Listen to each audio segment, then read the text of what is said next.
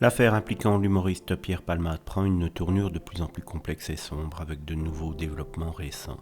Le comédien a récemment été interrogé par un juge d'instruction dans le cadre de l'enquête sur l'accident de voiture qu'il a provoqué, qui a fait, je vous le rappelle, 3 victimes, dont une femme enceinte de 6 mois qui a malheureusement perdu son bébé. Tout d'abord, les conclusions médicales ont révélé que le bébé n'était plus en vie au moment de l'accouchement, ce qui a conduit à la requalification de la mise en examen de Pierre Palmade en blessure involontaire par la justice.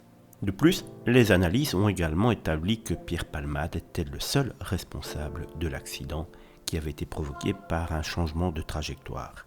Cette manœuvre dangereuse était due à sa consommation de cocaïne et de drogue de synthèse.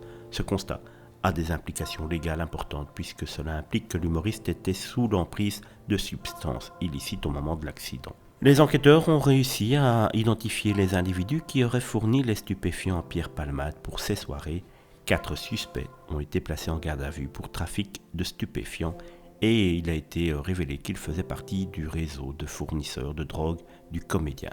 Les enquêteurs ont pu avancer dans leur investigation grâce à l'exploitation du téléphone de Pierre Palmade et aux informations fournies par l'un des passagers présents dans son véhicule au moment de l'accident. Le processus judiciaire se poursuit donc avec l'un des suspects ayant été libéré sans charge, tandis que les 3 autres, âgés de 21, 22 et 31 ans, ont été déférés devant le parquet de Melun et devraient comparaître ultérieurement devant le tribunal correctionnel. Des perquisitions ont également été menées à leur domicile et des substances ont été saisies, ce qui rajoute donc encore une petite ligne au dossier de l'affaire Pierre Palmade.